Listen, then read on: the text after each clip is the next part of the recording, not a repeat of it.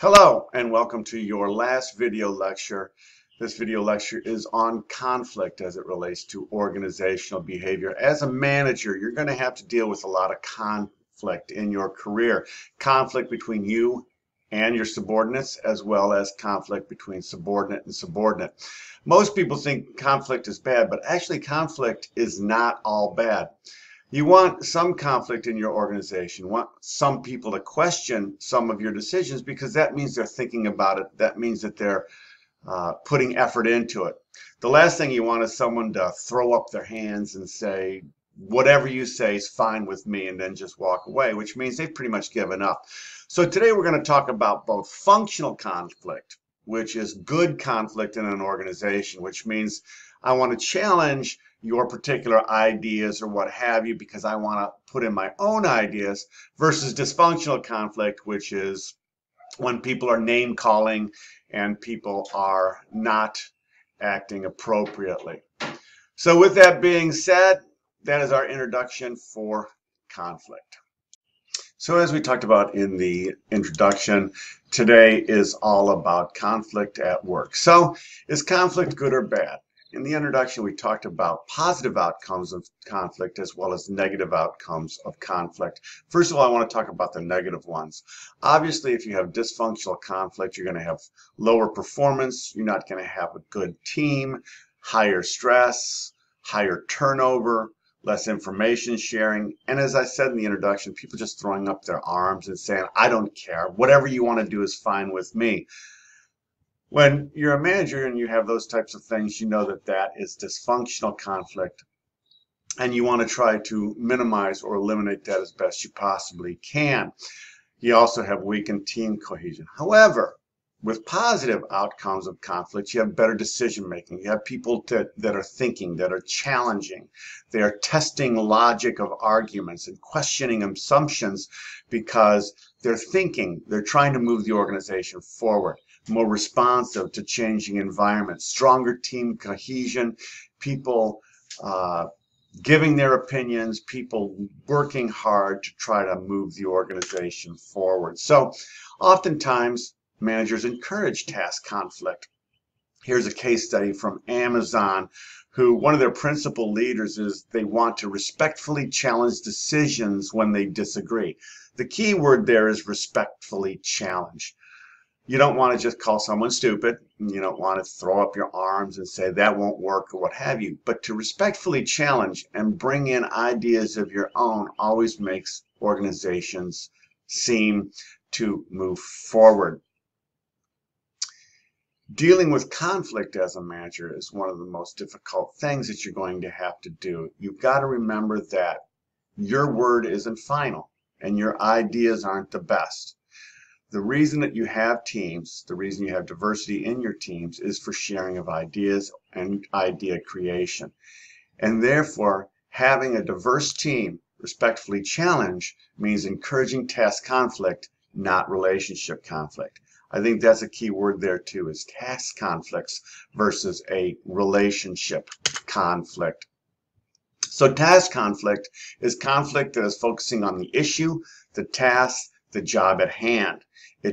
It debates this, that clarifies logic, debates that challenge different opinions, people bringing data to the table to say, if we do this, then this will happen. Relationship conflict is undermining one's worth, relying on assertive behavior, threatening self-concept, calling people names. It is challenging people versus challenging the task at hand. So how does a manager separate task from relationship conflict? Well, relationship conflict often develops during task conflict. If you are challenging or questioning decisions that are being made or strategy or directions for a particular organization or a particular functional excellence, oftentimes that can lead to relationship conflict. So the best thing that a manager can do is they can build a cohesive team And they can also, what I used to say when I was a manager is, we're going to check our egos at the door. Everybody in here has equal say, and we are going to focus on the task at hand, not on the person that brings the ideas up.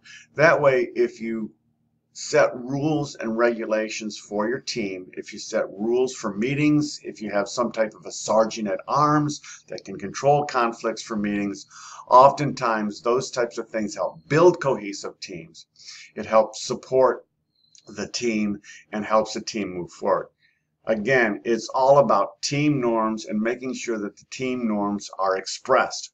Those that aren't following team norms, then it's the manager's idea not to call them out in front of everybody, but to call them out to make sure that they know that we are a team and we need to follow team norms if we're going to move the organization forward.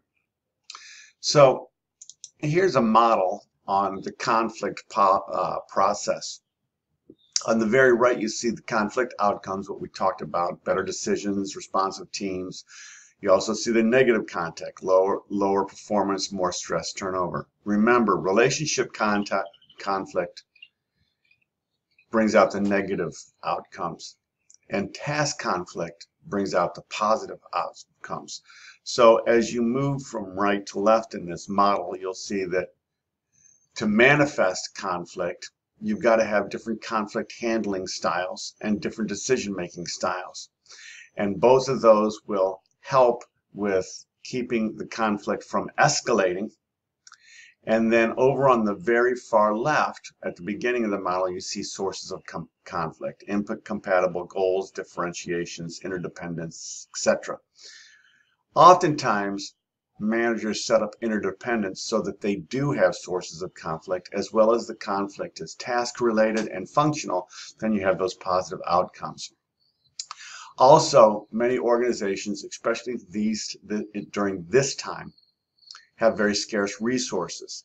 That can also be a source of conflict, but it also can be a good source of conflict. The final one is poor communication. Poor communication, generally speaking, results in negative conflict or dysfunctional conflict. So again, setting out team norms, setting out organizational norms, and following those organizational norms as it relates to communication certainly helps with positive conflict. One of the things that people need to do is make sure that they capture notes in meetings and they capture what's being said accurately so people can go back and take a look at those notes to make sure that they understand what's going on. So again, sources of conflict, we talked about incompatible goals. Generally speaking, the best example I can see with that is a sales vice president and a marketing vice president. Sales vice president, they are generally speaking evaluated based on sales, whereas marketing VPs are basically evaluated on profit and loss.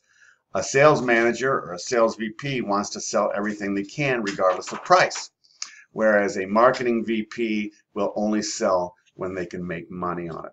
Generally speaking, those are incompatible goals. Oftentimes in organizations, you see sales and marketing departments fighting amongst each other because of incompatible goals. And that can be a source of conflict, and that can be also a source of dysfunctional conflict. Differentiation, we talked about how diversity helps move the organization forward. However, diversity is also a source of differentiation conflict. Interdependence, when one person's job depends on another person's output. For instance, if you look at a finance department, one report then goes into another report, which goes into another report. Someone has to wait until someone does their report before they can do their job. Oftentimes, if that report is late, then you have interdependence in conflict. Of course, we talked about scarce resources when everybody's doing too much or more than one job.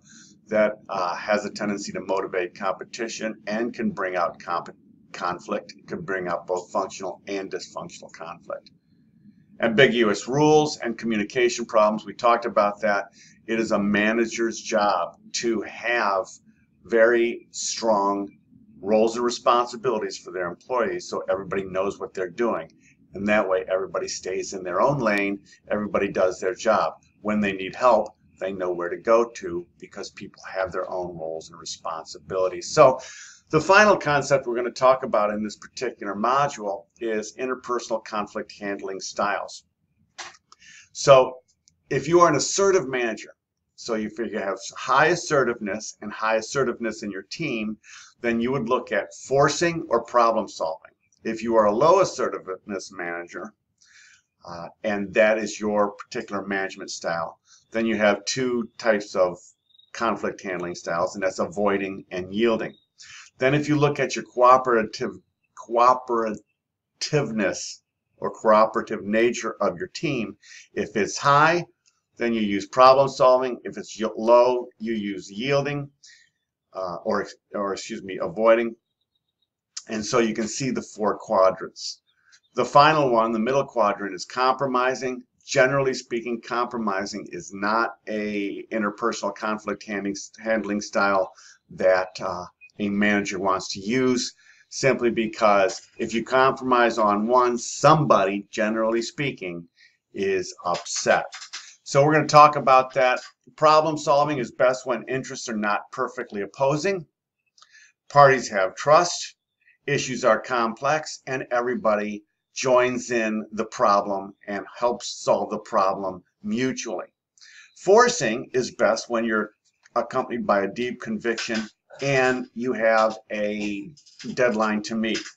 Oftentimes, if there's a deadline to meet, you've got a customer that is waiting on a response, sometimes you have to force the issue.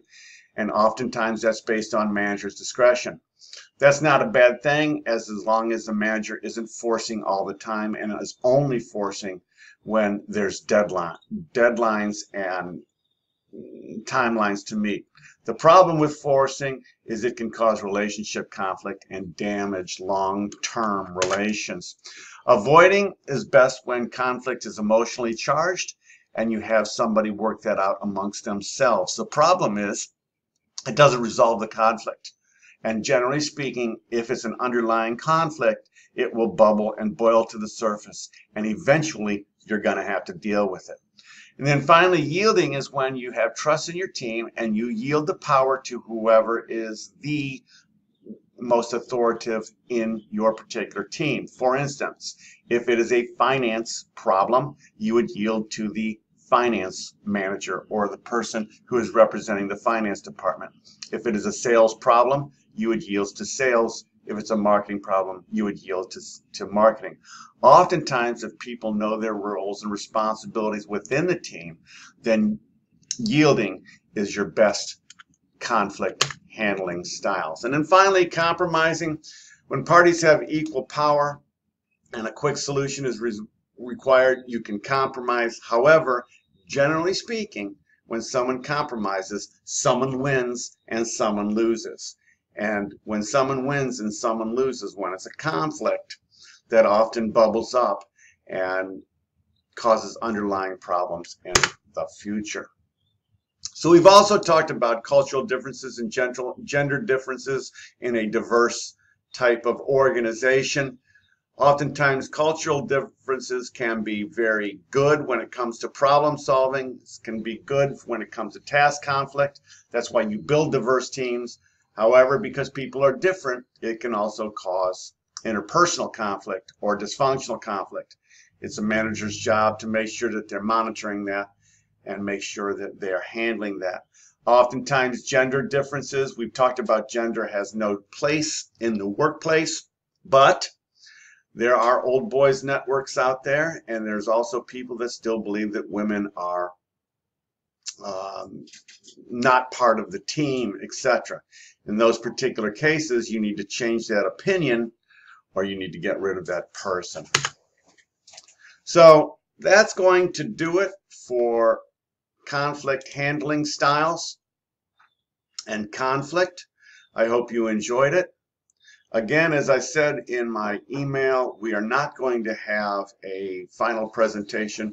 Next week, we are going to have our final quiz. I will open it up on Monday morning, close it on Friday night. You've got all week to take it. You'll have 20 minutes once you start. Good luck, and if anybody needs me, my cell phone is on the syllabus, or you can always send me an email. Take care.